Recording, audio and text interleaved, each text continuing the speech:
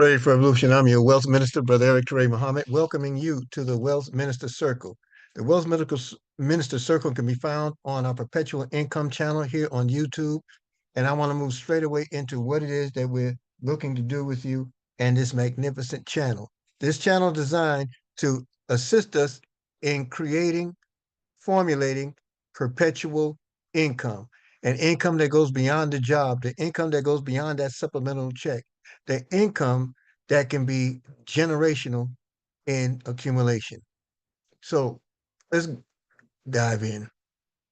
What is perpetual income and how is it created? Perpetual income refers to an income that continues indefinitely, folks, often with little to no active effort once the initial setup is completed. Some of the common references to this dynamic are residual income, passive income, evergreen income, and you hear them in different sectors, whether it's financial sector, whether it's an advisor, or whether it's a financial planner. We are none of those here at this channel. We are not financial planners and we're not offering financial advice.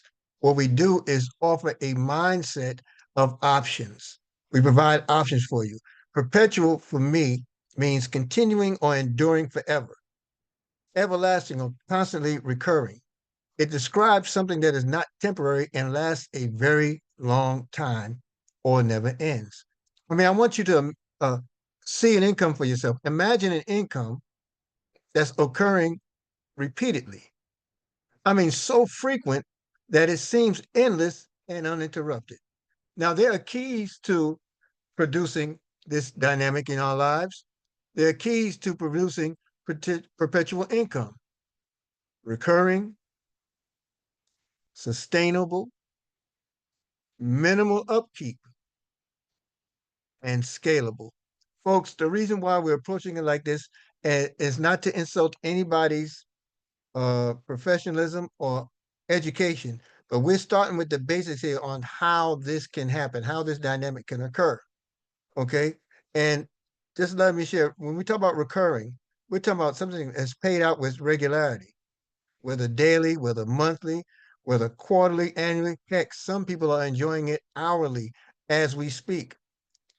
To be sustainable is a process that can last for years or even into other generations. You know, it's the good man or good woman, according to the scriptures, that leaves a good inheritance for their children's children. We talk about minimum upkeep here because you don't want a job accumulating assets.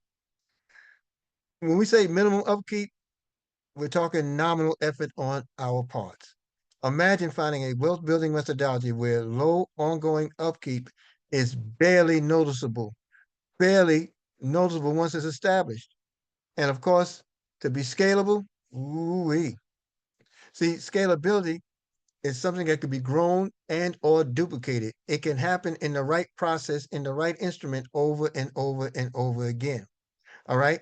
And perpetually, we are talking over and over again. Now, as we move through this, I just want to briefly go over some of the things that we will be before we reach the mark of perpetuals. See, you're going to be free before you're rich. That requires a mindset that provides freedom.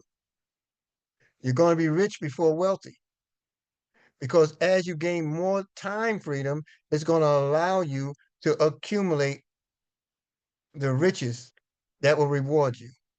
And then you have three freedom components, and they are required in order for us to be wealthy. That's time, location, and financial. Now, there's a couple of questions you need to answer for yourselves. Number one, can employment, self-employment, or owning a business make you free?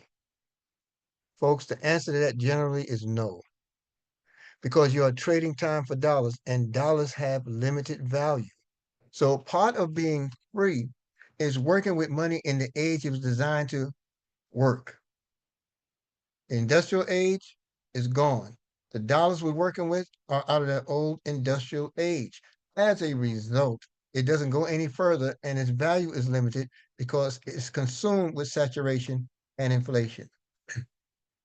The solution to it is finding, or rather financing your freedom. See, you can finance your freedom with the employment. You can finance your freedom with the self-employment or even owning a business by taking a percentage of what you earn and store it away in an instrument that grows your money. Now, it has to be in something that grows your money. Otherwise, it's all a gamble and it just leads to further stress. Okay. What is a gamble? When you take your money, put it into instruments that require stock markets, that require volatility, that you don't necessarily know where or how it's generating its growth or wealth for you, or the time frame by which it can happen. That's a gamble. That's just as synonymous to going to a store to purchase a lottery ticket, hoping that it works out for you. See, so we don't deal in those spaces as wealthy people. We strive not to deal in those spaces as rich people. What we look to do is find those multiple sources of income as options, and then we apply our mindsets around it and behind it to see if it's something that we're looking truly to do.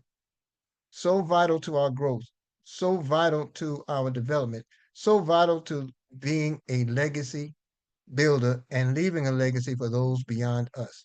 Answer this question to yourselves. What kind of world do you want to leave as a legacy? How do you want to be remembered? And see, those are very key questions to answer because they speak volumes to whatever your particular personal goals are. All right. How do you want to be remembered? Okay. So I want you to think over a couple of things as we conclude this session, moving into the next one. Now, know that in order to be successful, each of us have to extend our ability. We have to provide education for ourselves. We have to consider the family dynamic. We have the advantages of to embrace, whether it's living good and honest lives. All these things speak volumes to where we're going. First, it's understanding, emotionally as well as intellectually. We literally become what we think about, folks. Many of you might have heard this before, but you're hearing it from here today from the wealth minister. Okay. It's understanding fully that as we sow, we shall also reap. Secondly, it's about cutting away all the fat from the mind and in permitting it to, where we permit it to store it as it was divinely designed to do. We cut the fat and only feed our mind with those things that we have full control over. You have control over how you want to build your wealth, but it requires the mindset. It's the realization that your limitations are self-imposed and that the opportunities for you today are enormous beyond belief. In fact, folks, speaking to the perpetualness, it is endless. It's rising above the pettiness that we embrace on a consistent basis, the prejudices. And then third, you want to uh, use all of your courage, all the courage you can muster to force ourselves to think positively on our own problem and set a definite and clearly divine goal for ourselves, to let our marvelous mind think about the goals from all possible angles, to let our imagination speculate freely upon many different possible solutions. All right. And then, well, let me just share this as we conclude. You do become what you think about. Remember the word imagination and let your mind soar. Concentrate on your goal every day. And lastly, here, I want you to consider saving 10% of what you earn and action ideas to enact rather ideas that will grow you in your pursuit of your goals. In the next session, session 2, we're going to speak to the principles behind perpetual income. Like this video, please, and share it out with others. Thank you for your time and attention. Forward.